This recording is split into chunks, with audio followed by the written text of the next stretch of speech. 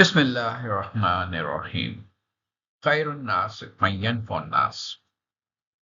اس حدیث کے الفاظ آپ کو قرآن پاک میں بار بار نظر آئیں گے اور یہ الفاظ اردو زبان میں بھی عام ہیں۔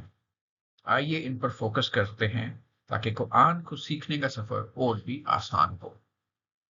خیر، ہم اردو میں بھی اس لفظ کو انہی معنوں کے لیے استعمال کرتے ہیں، یعنی خیر، بہتر یا بہترین۔ Or in English, we can say the best, the most virtuous. Nas is mankind. خیر الناس، اور ہم اردو میں ناس کو ہم کہہ سکتے ہیں انسان، لوگ۔ تو خیر الناس سب سے بہتر انسان۔ من ینفع الناس، من کا میننگ ہے ہو، یا اردو میں ہم کہیں وہ، ہو ایور، وہ جو۔ سو بہترین انسان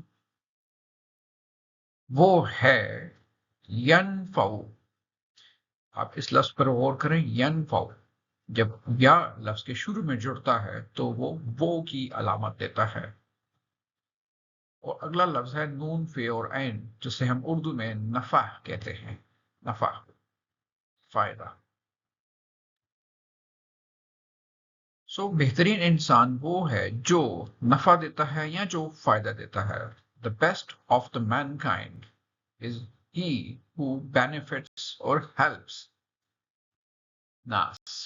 کس کو؟ انسانوں کو، the people۔ خیر الناس من ینفع الناس، سب سے بہترین انسان وہ ہے جو لوگوں کے لیے سب سے زیادہ مفید ہو۔